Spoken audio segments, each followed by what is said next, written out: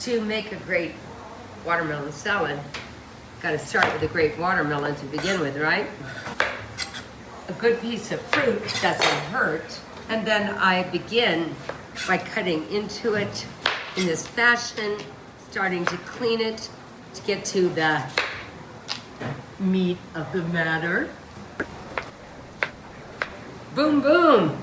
Now I come back and I see where I need to go back in and clean her up. Now the rinds of this watermelon will make incredible compost, and that is such a good thing because everybody's growing their gardens this year. As a matter of fact, this came from the McLennan Select Garden in Peoria, and it's sweet as sugar, and it's summer ripe, as they say. I am going to set it aside, and I'm going to take some of my favorite little baby heirloom tomatoes. I like the babies, but this salad is great with any tomatoes. Some people might not want to combine the tomatoes, but I think that the watermelon and the tomatoes are a natural fit for a Mediterranean ice cold summer salad. I'll leave that baby whole. Little baby heirloom tomatoes that came right from the garden, and we're not growing a lot in our garden. In a little while I'm going to take you out and show you our containers, but we grow what we use the most of. I'm going to dissect this. It never hurts if you can find a really sweet seedless. I don't like to mess with the seeds when I'm doing the volume of salads that I'm doing in the restaurants right now, but if you've got time at home, seedless are also something ideal. Right now, I'm happy. You've got to taste it. Mmm. Very sweet. We're going to serve this tonight at Mariposa, at my restaurant Cucina Rustica, which is very Mediterranean Italian, and the guests seem to just love this salad. I love making it because, let's face it, things that are easy and the kids love, that's where it's at, especially in the summertime. If you're lazy like me, you're going to try to get it all in. And remember, don't let any of that juice go to waste.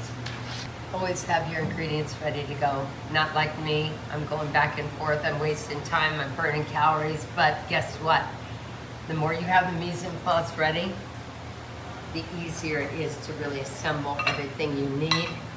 It's such a good salad to do on the fly. But in the restaurant world, we have big stuff. We do big volume. At home, you do it proportionally. Always have your strainer ready to go. One of the best things is the reserve juice of the watermelon. The healthiest thing, it just fills you up. You're moist, your skin is good, everything. So be prepared to let that drain for a period of time. Put it in a little glass, don't tell anybody it's in the fridge, and sneak a little sip yourself. It is amazing, and I don't even let anybody know that I've got it stashed. It's so good. Equally, one of my favorite things is tomato water. You can let the watermelon and the tomatoes drain for as long as you have. Put them in the walk-in, throw a towel over it, and just let it lose the juices because it's so healthy and delicious.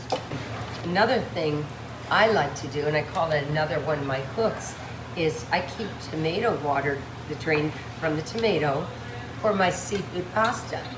Throw that into your broth as one of your broths. It's just delicious. But again, you're retaining those vitamins and minerals. I learned that premise from my grandmother, believe it or not, because she would even save like the water from her potatoes that she's making for mashed potatoes would go into her gravy. It was like, it kind of taught me that don't discard the minerals that are so invaluable to what you are cooking. You know, now you're not gonna do that with pasta water, that would be stupid. But with certain things, like broccoli. I like the broccoli water. I put it back into a soup. Try to always keep the green things going back into other things you're making at home. My third item is finely diced Persian cucumbers. Now we get Persian cucumbers organic out of our source in Peoria, so they don't affect your stomach. But if you're a person that really doesn't love cucumbers for some reason, these are optional. Why I like these in the salad is not only for the color, for the antioxidant, and also for the crunch. I like things that have a little crunch. So I'm gonna save them till the end. Now for the assembly, this just could not be any easier. I have Himalayan pink salt. Even though watermelon is sweet, it needs just a touch of salt to bring out that sweetness. You don't want to overdo it, but you know that sweet salty thing is wonderful. But in this case, you need a little bit of that to get that nice little bite. I'm going to drizzle a bit of, I chose a rice wine vinegar. You could use the champagne vinegar, you could use white balsamic. Again, it breaks down those precious juices. It creates its own like a vinaigrette within itself. And then I'm going to lightly drizzle really nice extra virgin olive oil. Yum, yum. Yum, yum, yum. A touch of honey, and I use organic honey from McLennan Select. I'm just crazy for it. I'm going to use the mesquite honey here. And it's, again, it's not so much. It's not too much for this volume, but enough to just bring out the essence. Give it another light toss. You can always add a touch of chilies if you like. Now, because I am going to serve this later, I'm not going to mix the cucumbers in. Another ingredient someone might enjoy would be red onions, but then again, if you want kids to love it, you don't want to have slices of onion.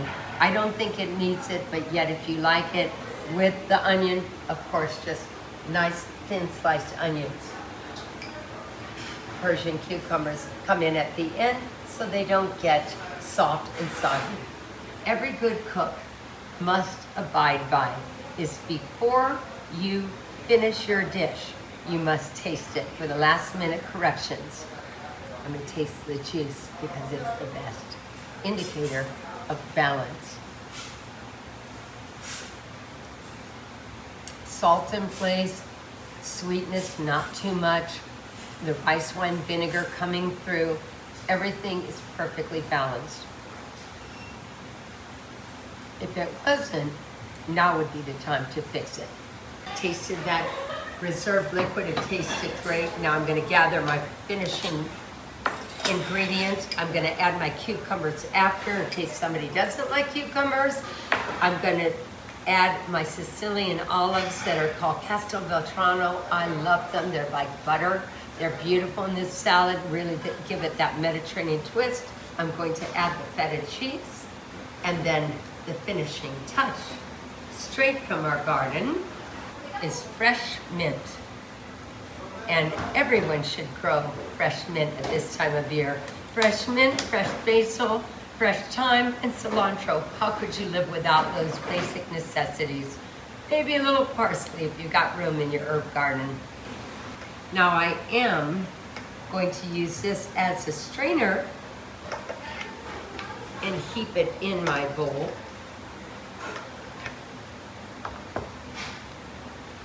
But I'm going to take the balance and put it into that wonderful watermelon elixir juice that I told you is like a nectar that nobody else is going to know that I'm going to drink later. I'm going to sprinkle the cucumbers. How pretty they are. I'm going to toss olives. Talk about a healthy picnic salad. And I'm going to break up the feta. Top it with the nice sprigs of fresh mint. And voila, summertime special salad.